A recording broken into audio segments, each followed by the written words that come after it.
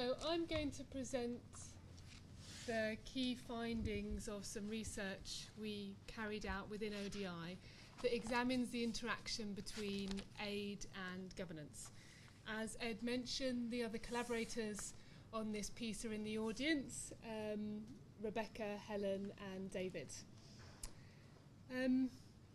Our starting point for this study was that there is now a huge body of literature which documents the impact of governance and institutions on the adequate provision of public services.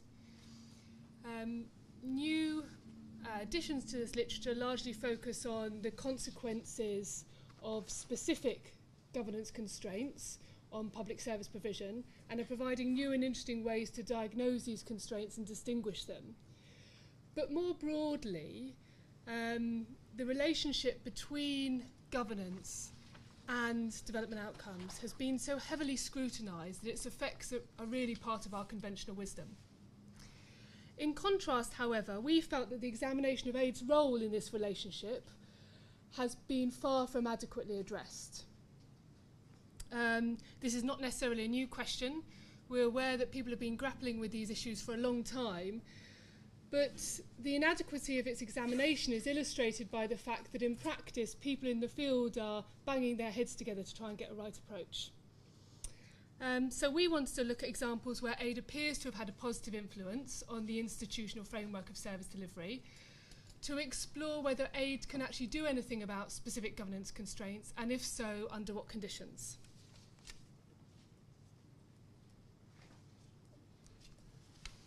So in this presentation, I will go through the constraints, the governance constraints we looked at and their effects in practice, the activities we found that seem to help address these governance constraints, and the enabling factors that allowed for these activities to get traction. And the enabling factors are largely concerned with the way the aid programme was designed and delivered.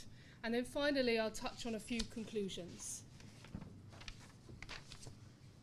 So to explore this issue, we first needed to decide on the constraints we would examine. Now, I appreciate this slide is quite small, so I'll talk you through some of the constraints. The constraints we looked at were based on a categorisation that ODI Pogo's team have completed. And this table shows the three constraints we examined. The first is policy and institutional incoherence, and that relates to when roles and responsibilities aren't particularly clear and there's a poor alignment between legal, policy and financing frameworks, and it often leads to the under-provision of goods and services. The second constraint is poor top-down performance disciplines and bottom-up accountability mechanisms. And by this we mean weak efforts within the public sector to hold employees to account, and similarly absent efforts by communities to hold public service providers to account for the services they provide. And the third constraint is limited scope for local problem solving and local collective action solutions. The effect of this is that groups are less likely to come together to solve problems that are in their collective interest because the costs of doing so often outweigh the benefits for that individual. So it's important to note that we recognise these constraints have wider political causes, yet for the purpose of this research we wanted to examine the aid programme's ability to address these lower order constraints while also acknowledging the interaction. We felt there were lots of examples of aid programmes that had not been able to support government efforts to address these constraints. So we wanted to actually look at examples that appear to have been more successful, to take the lessons from these cases. We collected various examples by interviewing about 20 key experts and also carrying out a light touch literature review. Perhaps it's interesting to note that when we spoke to the key experts, they actually struggled to give us examples of positive stories. Despite that, we collected a long list from which we then decided to focus on 4 programmes in more depth. And the programmes we focused on were a rural water programme in Tanzania, which Venus will talk a bit about. Here, SNV is the implementer, and DFID and the Dutch government are funders. The second programme is a pay and attendance monitoring programme for health workers in Sierra Leone.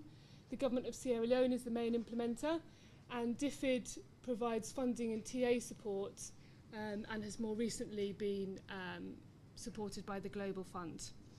The third is support to Strategy and Policy Unit in Sierra Leone. AGI is the main implementer here, and they have a variety of support from various different donors. And the fourth programme is a local government development programme in Uganda, which Emmanuel will hopefully talk to us about. And here the government of Uganda is the primary implementer, and the World Bank was the main donor, although other donors also supported this programme. Now, it's important to stress that we are not assessing the programmes against their own objectives in this piece, but rather we are assessing the programmes against their ability to address specific governance constraints that we think undermine the delivery of public services. In our cases, aid is viewed very broadly. We're looking at beyond financial flows, and as you can see, these four programmes are very diverse. So they have quite different intervention logics, which obviously makes the analysis quite complex. However, perhaps one similarity is that they're all lower income countries, they're all in Africa, and there's one fragile state. And I think it's important to consider this when thinking about the applicability of these findings to other contexts. So what blockages were found prior to intervention? For the specific sectors these programmes are working in, we wanted to see what constraints were particularly crippling. And this slide provides rather a crude snapshot of that information, where red is of considerable concern. It's clear that these constraints are not particularly hard to find, and as a result they suggest a good starting point for further work or further investigation. Now, our research suggested that the aid programmes had helped address the governance constraints, but effects were modest and incremental. This finding is perhaps not surprising, given we purposely chose to examine positive stories, but it's worth noting that the aim of our research really was to explore what allowed for this in practice. And the framework we developed separated this contribution into types of aid-funded activities and also a set of enabling factors that were largely about the way the programme was designed and implemented. And I'll look at each in turn. So we'll first look at the type of aid-funded activities. Now, this table summarises the types of activities that we found were relevant for addressing the governance constraints. Now, we're not precluding the relevance of other activities, but we're just focusing on the activities that are in the programmes we examined. And we can see from this table that the activities are categorised according to specific constraints. All the activities largely focus on bridging the gap between what's on paper versus what happens in practice. And in the jargon used for institutional change, that means addressing the gap between de jure and de facto. If we take policy and institutional incoherence, we found that activities that supported government prioritisation processes targeting specific service delivery gaps improved this constraint. The AGI in Sierra Leone provides a good example of this, as it supported the President to articulate a set of flagship priorities and then established a special monitoring exercise which brought the ministers and the President together on a regular basis to assess the implementation of these flagship priorities.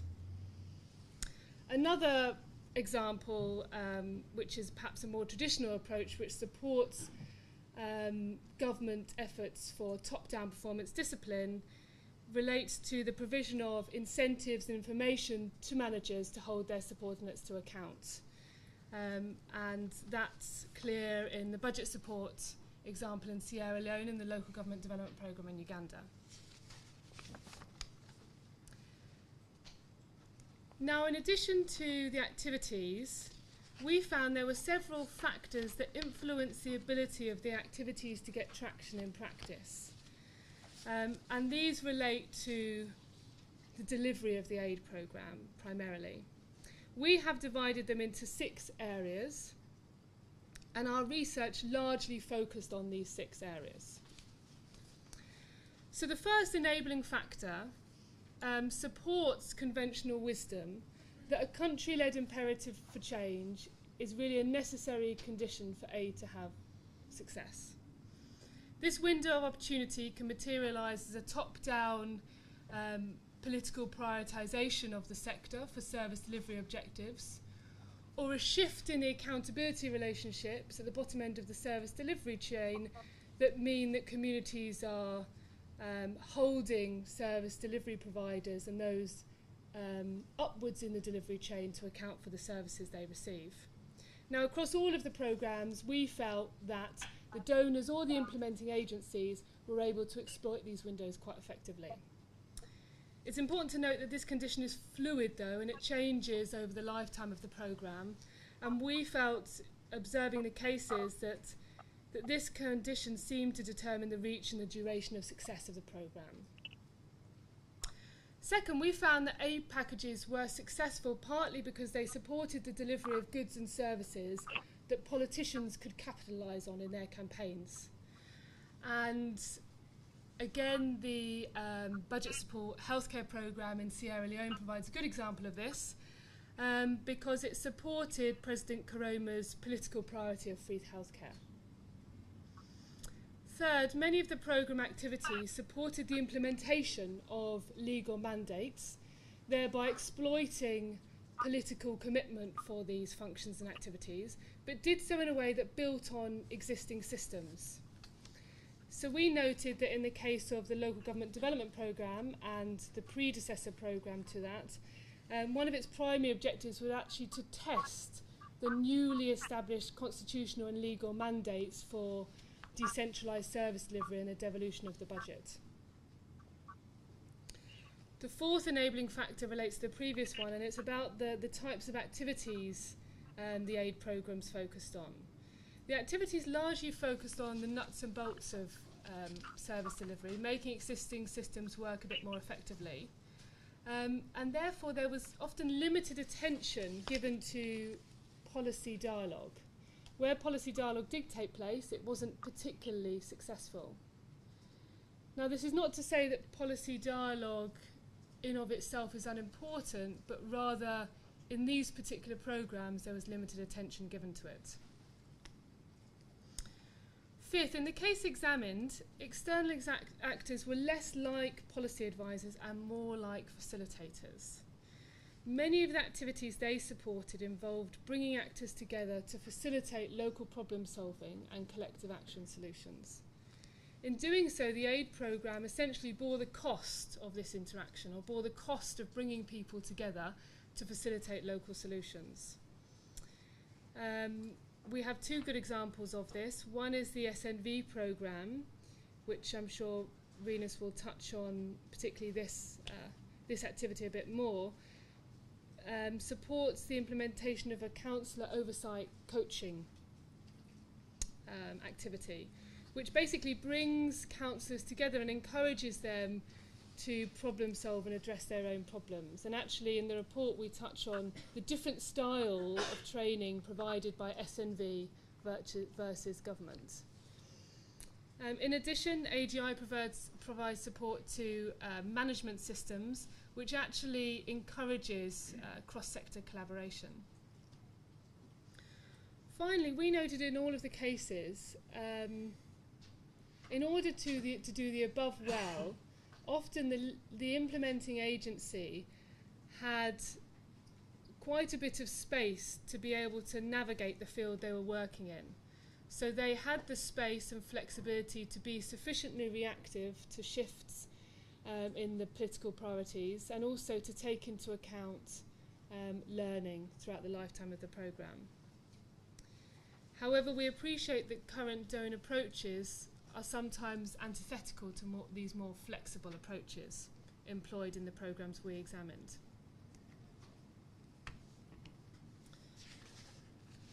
Now, when presenting our findings, we expect many donors and implementing agencies will say, we appreciate all of this and we're doing it all already, actually. We're not suggesting that this is not happening, but rather that perhaps it could be happening more than currently is the case. Acknowledging that external actors are often constrained by the structures within which they have to work. To illustrate this point, this slide compares current stylised practice with proposed practice based on our findings. If we look at the third enabling factor here, building on what's there, from our observation, aid and particularly TA projects start and tend to focus on revising the legal, policy and regulatory framework within which they and government intend to work. But much less attention is given to actually getting existing systems working a bit more effectively. Similarly, if we look at the fifth enabling factor, acting as facilitators, often external actors assume that their role should be to give technical advice, which developing countries can take or leave essentially, such as providing a revised budget manual or the best practice approach for implementing an MTEF. But much less attention is often given in programmes to actually facilitate and mediate local problem solving, allowing local actors to come to their own solutions for the problems they face.